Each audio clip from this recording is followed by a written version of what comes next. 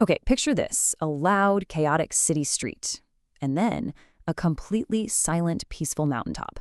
It's hard to imagine two more different places, right? Well, from these two worlds came two of the 20th century's most incredible spiritual masters. Today, we're going to dive into how their very different paths actually lead to the exact same timeless truth. And it all starts with this question. I mean, really think about it. Who are you? It's the ultimate question of identity, and it's at the very heart of the journey we're taking right now. Both of our guides spent their entire lives pointing the way to the answer, not with a word, but with a direct, profound experience. So let's meet them. On one side, you've got Nisargadatta Maharaj, the urban sage. He held court right in the middle of the chaos of Mumbai, with a style that was sharp, direct, no nonsense. And on the other side, Ramana Maharshi, the mountain sage, whose teachings often came through a deep, powerful silence. So how on earth could two guys this different be pointing to the same thing? All right, here's our game plan. We'll start with the one goal they both shared, and then get into the philosophy behind it all. Then we'll put their famous methods head to head, I am versus who am I. We'll look at their personal styles, their incredible legacy, and finally, what all this means for your own journey. Okay, first things first, we have to understand the foundation they were both building on. To really get why their methods are so powerful, we need to talk about the philosophical ground they both stood on. And that ground is called Advaita Vedanta. Now that might sound complicated, but the core idea is actually simple: oneness. It's all about non-duality, which just means there's no real separation between you, your individual self, or Atman, and the ultimate reality of the universe, or Brahman. Think of it like a wave in the ocean. The wave might look like its own thing, but is it ever really separate from the ocean? Nope. It's always, always just water. They're one and the same. And this isn't just a cool idea to think about, it's a reality you can actually experience. And experiencing that oneness, that's the whole point. It's called self-realization. And for both of these masters, this had nothing to do with learning new facts or collecting intellectual knowledge. It was all about a direct living experience, a deep, unshakable understanding of who you truly are, way beyond the small-minded ego and the constant chatter in your head. So they had the same destination in mind, but they drew very different maps to get there. And this is where we really get to the heart of what made each of them so unique and so powerful.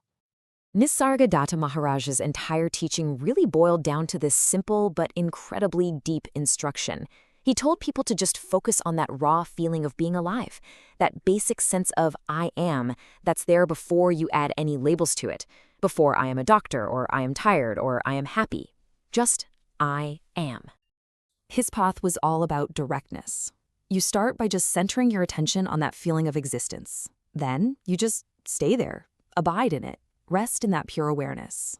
And if you do that consistently, you start to see that your true self is actually underneath all that mental noise.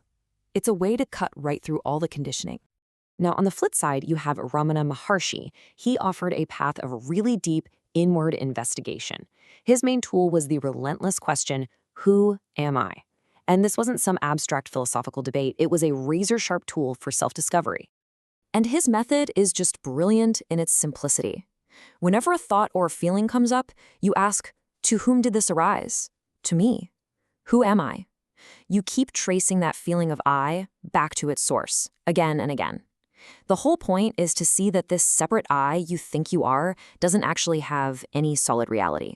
And when that illusion dissolves, what's left behind is just pure, undivided consciousness. So it wasn't just what they taught, it was how they taught it. I mean, their personal styles were as different as you can possibly get, just like the city and the mountain they came from. Maharishi, the urban sage, was famous for his words. They were sharp, direct, sometimes even confrontational. He was like a spiritual surgeon, cutting right through people's intellectual excuses and challenging their deepest beliefs. Maharishi, though, he was the embodiment of a gentle, powerful silence. For him, silence was the purest teaching. Just being in his presence was often enough to quiet the minds of everyone around him, letting them discover the truth for themselves. And what's really cool about Maharshi is that he wasn't a my way or the highway kind of guy. Even though self-inquiry was his main teaching, he totally recognized other valid paths. He saw things like bhakti, the path of pure devotion, or just complete self-surrender, as different rivers all flowing into the same great ocean.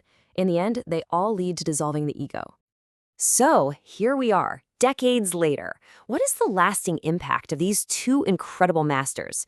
What did they leave behind? Just two men. That's it. And yet, their teachings have completely jumped over geographical and cultural borders. They resonate so deeply with countless people all over the world who are just looking for something real, for a direct experience of the truth. And what's amazing is how both of their approaches, as different as they were, hit home with people everywhere. Maharaj's fierce, no-nonsense directness, and Maharshi's profound, quiet inquiry. They both found a massive international audience. It just goes to show how truly universal their wisdom is. And, maybe one of their biggest legacies was how they helped bring spirituality back to its roots. They offered a bridge connecting ancient wisdom to our modern lives, and they encouraged a genuine personal exploration, one that puts direct experience way above empty rituals or rigid dogma. They were the real deal. Okay, let's bring this all home. What does all of this mean for you, for anyone on a path of self-discovery, right here, right now? Here's the bottom line. It doesn't matter if you're drawn to the direct, abiding awareness of I am, or the sharp, piercing inquiry of who am I? They are two different paths, for sure, but they lead to the exact same destination, self-realization, the discovery of your true, unshakable nature. The wisdom of these two masters is like a beacon, a powerful invitation to start your own inner journey. They showed us that the truth we're all looking for, it's not hidden away in some ancient book or on a faraway mountain. It's right here. It's always been right here, just waiting to be discovered. So the real question isn't if you should look, it's which path feels like home to you.